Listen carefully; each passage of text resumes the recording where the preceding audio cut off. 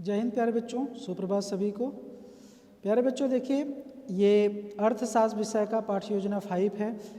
ऐसे आप लोगों को ये प्रोफार्मा हमने कई बार बता चुका है, पिछले वीडियो में भी बताया था।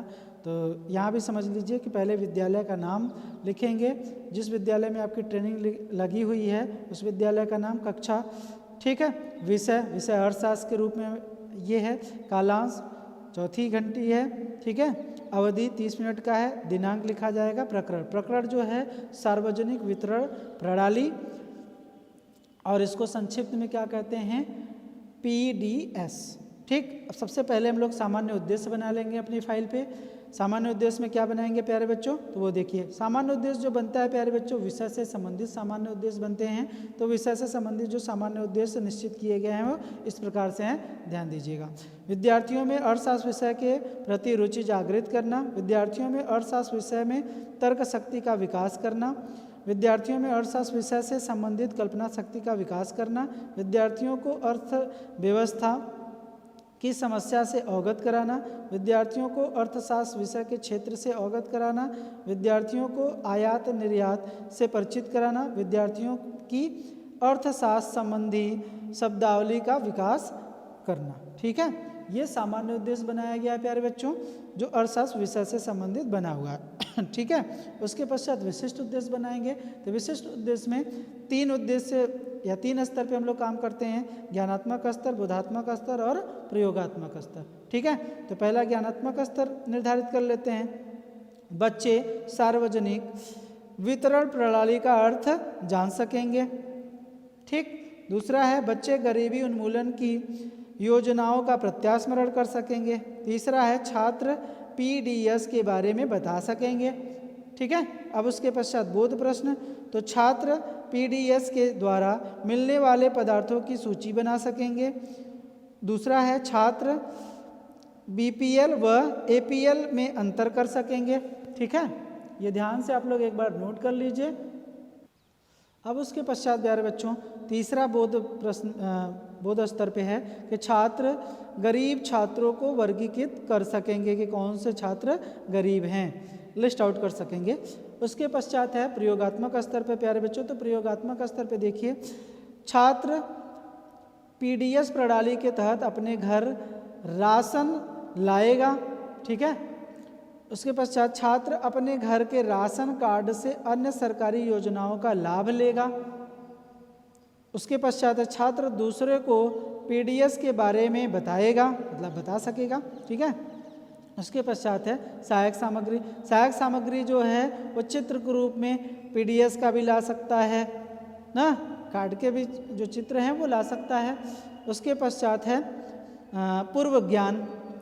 पूर्व ज्ञान में लिखेंगे आप लोग कि छात्र सार्वजनिक वितरण प्रणाली के विषय में सामान्य जानकारी रखते हैं। ये पूर्व ज्ञान आप लिखेंगे प्यारे बच्चों। उसके पश्चात है पाठ प्रस्तावना का प्रस्तुतिकरण। तो पाठ प्रस्तावना के प्रस्तुतिकरण में 3 कॉलम बनते हैं, क्रम संख्या, छात्राध्यापिका कथन और छात्र कथन। तो पहला प्रश्न छात्राध्यापिका द्वारा पूछा गया कि राशन कार्ड का चित्र दिखाते हुए ना, यह क्या है, जो मैंने कहा चित्र के रूप में प्रयोग किया गया है ना, तो दिखा। अब बच्चे बताएंगे कि ये राशन कार्ड है। अब प्रश्न पूछ लिया गया कि राशन कार्ड से क्या खरीदा जाता है ना, तो बच्चे बताएंगे गेहूं, चावल, मिट्टी का तेल। पहले मिलता था, अभी नहीं मिलता है। तो बच्चे इतना बता लेंगे कि गेहूं, चावल, दाल, ये मिट्टी का तेल, ये सब मिलता है ना। अब उसके पश्चात है गेहूं, चावल, मिट्टी का तेल कहाँ से खरीदते हैं, तो बच्चे बताएंगे कोटे की दुकान से खरीदते हैं, ठीक है। अब उसके बाद कोटे की दुकान पर अनाज कहाँ से आता है, बच्चे बताएंगे सरकार भेजती है। जिस प्रणाली से सरकार दुकान पर गरीबों के लिए अनाज भेजती है उसे क्या कहते हैं, बच्चे बताएंगे सार्वजनिक वितरण प्रणाली। तो प्रश्न देखिए प्यारे बच्चों, तारतम्यता है जो प्रश्न पूछा गया, तो बच्चे उत्तर दिए। उत्तर से ही फिर से देखिए राशन कार्ड निकला ना, तो राशन कार्ड से ही प्रश्न बनाया गया। अब यहाँ देखिए बच्चे उत्तर दे रहे गेहूँ चावल ना, तो गेहूँ चावल को इसमें सम्मिलित किया गया। बच्चे बताए कोटे की दुकान, तो कोटे की दुकान से ही प्रश्न का निर्माण किया गया है। तो ये तारतम्यता देखिए, सरकार भेजती है ना, तो सरकार इसका जिक्र किया गया है। तो ये सभी प्रश्न बनाते समय ध्यान रखिएगा कि तारतम्यता होनी बहुत जरूरी है। पाठ प्रस्तावना के प्रश्न में तारतम्यता होना अति आवश्यक है। ठीक है, तो ये जब प्रश्न आप पूछ करके लास्ट बच्चों से ही प्रश्न का जब उत्तर प्राप्त होता है, जो नवीन पाठ हमें पढ़ाना है प्यारे बच्चों, तो अब नवीन पाठ पढ़ाने के लिए हम क्या करते हैं, तो उद्देश्य कथन करते हैं। क्या करते हैं हम लोग कि छात्रों, आज हम लोग सार्वजनिक वितरण प्रणाली के विषय में अध्ययन करेंगे। ये टीचर क्या करेगा, उद्देश्य कथन करेगा। ठीक, अब उद्देश्य कथन के पश्चात अब प्रस्तुतिकरण अपनी फाइल में लिखेंगे आप लोग। प्रस्तुतिकरण में देखिए कॉलम देख लिए कौन कौन सा बनेगा। तो पहला कॉलम बनता है शिक्षण बिंदु का, फिर उसके बाद छात्राध्यापिका कथन, फिर छात्र कथन, उसके पश्चात शिक्षण विधि, सहायक सामग्री। ये इतने पूरे कॉलम होंगे प्यारे बच्चों। एक बार फिर से ध्यानपूर्वक देख लीजिए, ये तरीके से कॉलम का निर्माण होगा। अब हम लोग यहाँ प्रश्न पूछेंगे। शिक्षण बिंदु में कौन सा प्रश्न होगा भाई, तो विकासात्मक प्रश्न होगा। विधि कौन सी है, तो प्रश्नोत्तर विधि है। अब प्रश्न जो हमें पढ़ाना है अब उसके बारे में ही पूछ देते हैं कि सार्वजनिक वितरण प्रणाली से आप क्या समझते हैं। तो बच्चे वहाँ पर क्या हो जाएंगे, मौन हो जाएंगे। तो मौन हो जाएंगे तब छात्राध्यापिका जो है वो आगे क्या करेगी, स्पष्टीकरण करेगी। देखिए स्पष्टीकरण, तो आप अपने फाइल में स्पष्टीकरण या फिर व्याख्यान लिखेंगे। किस पे व्याख्यान लिखेंगे भाई, तो सार्वजनिक वितरण प्रणाली का अर्थ बताएंगे यहाँ पर। ठीक है, तो यहाँ व्याख्यान हो गया। छात्र व्याख्यान जब देंगे छात्राध्यापिका ना, तो छात्र क्या करेंगे, ध्यानपूर्वक सुनेंगे। विधि कौन सी है, तो व्याख्यान विधि है, यहाँ पे लिखी जाएगी। तो क्या व्याख्या दे रही है टीचर, उसको आप यहाँ पे लिखेंगे। तो सार्वजनिक वितरण प्रणाली का अर्थ सस्ती कीमतों पर खाद्य और खाद्यान्न वितरण की प्रबंध की व्यवस्था करना है। भारतीय खाद्य निगम की सहायता से सरकार अधिप्राप्त अनाज को राशन की दुकानों के माध्यम से समाज के निर्धन वर्गों को वितरित करती है।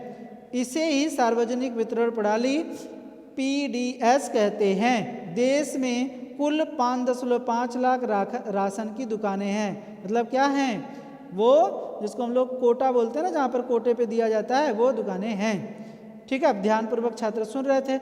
अब व्याख्या देने के पश्चात छात्राध्यापिका क्या करेंगी, यहीं से बोध प्रश्न पूछ लेंगे। ये श्यामपट्ट कार्य में भी लिख सकती हैं ब्लैक बोर्ड पे। बोध प्रश्न पूछ लिया गया, देश में कितनी राशन की दुकानें हैं। अब बच्चे बताएंगे कि 5.5 लाख है ना। अब ये विधि कौन सी है, तो प्रश्नोत्तर या प्रश्नीकरण विधि है। अब बच्चे बताए ना, तो अब यहाँ पर आप फीडबैक देंगे। इसी के जस्ट नीचे आप लिखेंगे ठीक है। एक फीडबैक दीजिएगा। अगर प्रश्न अच्छा है, मतलब कठिन स्तर का है, तो शाबाश बोलिएगा, बहुत अच्छा बोलिएगा, तो 1 दे दीजिएगा। प्रश्न नॉर्मल तरीके का है, जो बोर्ड पे लिखा गया है, बताया गया है, तो आप लिख सकते हैं बहुत अच्छा या अच्छा, ऐसे लिख सकते हैं यहाँ पे। PDS का पूरा नाम क्या है, बच्चे बताएंगे सार्वजनिक वितरण प्रणाली। अब देखिए ये प्रश्न थोड़ा सा कठिन था, अब कहेंगे शाबाश। तो यहाँ पे फीडबैक आपको कोष्टक में लिखना पड़ेगा। ध्यान दीजिएगा, इस कॉलम में नहीं रहेगा, छात्र कॉलम में नहीं रहेगा, क्योंकि कौन दे रहा है, शाबाश बोल रहा है। यहाँ पे शाबाश लिखा जाएगा। तो शाबाश कौन कर रहा है भाई, शाबाश जो है टीचर बोल रहा है, शाबाश। तो ये छात्राध्यापिका कथन वाले में होगा, ये प्रश्न के जस्ट नीचे होता है। ठीक है, इतनी बात समझ में आया। अब उसके बाद राशन कार्ड क्या होता है, इसका स्पष्टीकरण टीचर करेगा। तो आप चाहें तो पूछ सकते हैं कि राशन कार्ड क्या होता है, यहाँ पर प्रश्न एक बना करके पूछ सकते हैं। छात्र जानते हैं तो कुछ ना कुछ बताएंगे, नहीं जानते हैं तो मौन हो जाएंगे। मौन हो जाएंगे तो आप क्या करेंगे, यहीं पे राशन कार्ड का स्पष्टीकरण करेंगे। तो राशन कार्ड वह कार्ड है जिससे राशन की दुकानों में कम एवं उचित दर पर राशन मिलता है। यह 3 प्रकार का होता है। जो व्याख्यान दिया जा रहा है, छात्र क्या करेंगे, ध्यानपूर्वक सुनेंगे। विधि कौन सी है प्यारे बच्चों, तो व्याख्यान विधि है। ठीक, अब 3 विधियां बताई जा रही हैं कि निर्धनों में भी निर्धन लोगों के लिए अंत्योदय कार्ड है ना। अब छात्र को लिखवाया गया कि कौन कौन से कार्ड है, वो छात्र लिख रहे हैं अपनी कॉपी में। निर्धनता रेखा से नीचे के लोगों के लिए BPL कार्ड है, ठीक है, तथा अन्य लोगों के लिए APL कार्ड है।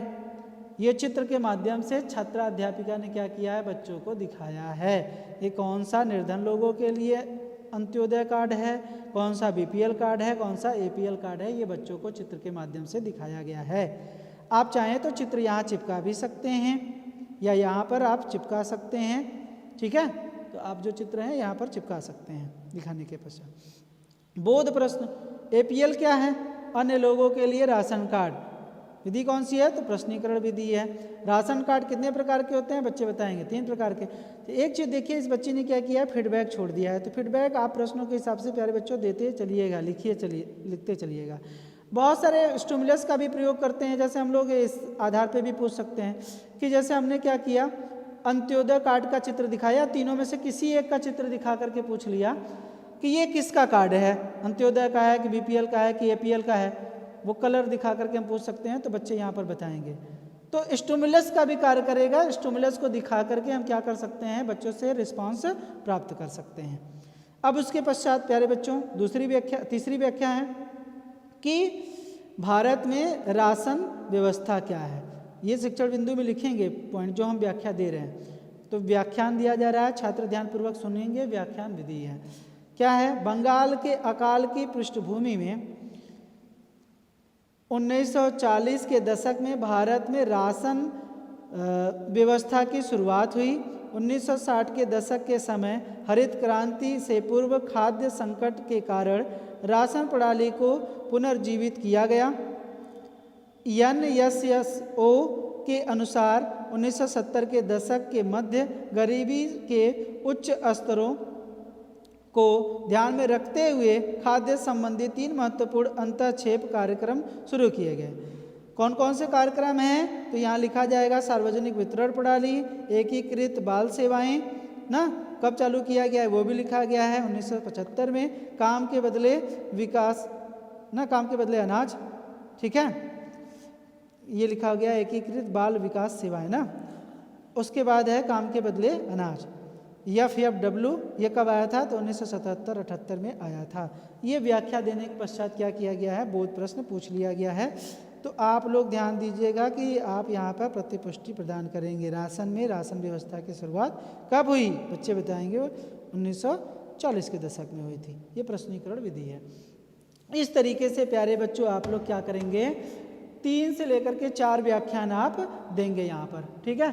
चौथे व्याख्यान के पश्चात आप क्या करेंगे, मूल्यांकन प्रश्न पूछेंगे। राशन कार्ड के प्रकार बताइए, सार्वजनिक वितरण प्रणाली क्या है, कुछ कार्यक्रमों के नाम बताइए जो गरीबी से संबंधित है। तो जो चैप्टर पढ़ाया गया उसी संपूर्ण से क्या किया गया, मूल्यांकन के प्रश्न पूछ लिया गया कि बच्चों को टॉपिक समझ में आया कि नहीं समझ में आया। अब यहाँ पर कम से कम 4 प्रश्न होने चाहिए मूल्यांकन के, क्योंकि हमने 4 व्याख्या दिया है तो कम से कम हर एक व्याख्या से 1 प्रश्न बनने चाहिए मूल्यांकन के। अब उसके पश्चात प्यारे बच्चों ये गृह कार्य लास्ट में रहेगा, यहाँ पर रहेगा, पहले निरीक्षण कार्य रहेगा। जब छात्र अपने कॉपी में लिख रहे थे तो छात्र अध्यापिका क्या करेंगी, घूम घूम कर निरीक्षण कार्य करेंगी, उनकी कॉपी को चेक करेंगे कि बच्चे लिख रहे हैं कि नहीं लिख रहे हैं। लिख रहे हैं तो क्या वो अपनी कॉपी में सही लिख रहे हैं कि गलत लिख रहे हैं, इसको भी देखेंगी छात्र अध्यापिका। फिर उसके पश्चात प्यारे बच्चों गृह कार्य को चेक किया जाएगा इसी निरीक्षण कार्य के दौरान ही। अब उसके पश्चात निरीक्षण गृह कार्य को देख करके वहाँ पे साइन भी किया जाएगा, ठीक है। तो भारत में राशन व्यवस्था की शुरुआत ... हुई है, ये गृह कार्य दिया गया है। भारत में राशन व्यवस्था के बारे में लिखिए। राशन कार्ड के प्रकार याद करके आना है, मैडम कल पूछेंगी। तो ये चीज़ें भी गृह कार्य में दिया गया है। एक हेडिंग आप लोग पर्यवेक्षक हस्ताक्षर का यहाँ लिखेंगे, उसके पश्चात यहाँ पे लिखेंगे समालोचना।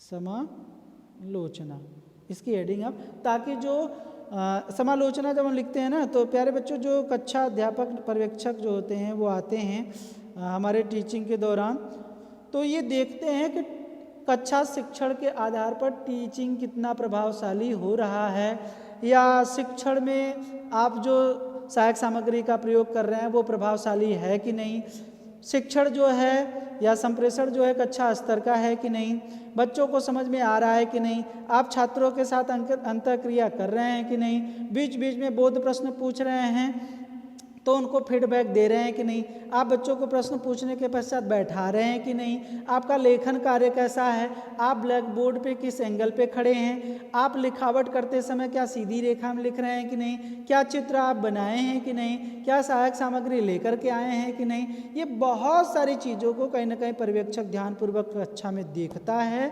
और आपकी कॉपी में समालोचना करता है। जो अच्छी चीज़ें रहती हैं उसको भी लिखा जाता है, जो कमियाँ रहती हैं उसको भी लिख करके आपको सूचित किया जाता रहता है कि जब आप नेक्स्ट लेसन प्लान लेके आएँ तो जो कमियां हैं उसको दूर करने का प्रयास प्यारे बच्चों करें। इसीलिए समालोचना कहीं ना कहीं कॉपी पे लिखी जाती हैं। तो आप लोग भी अपने कॉपी पे समालोचना लिखें। तो आज के वीडियो में प्यारे बच्चों इतना ही है लेसन प्लान में। तो आप लोग अर्थशास्त्र विषय का लेसन प्लान समझ गए होंगे कि कैसे बनाया है, तो इस आधार पे आप बना सकते हैं। ठीक है।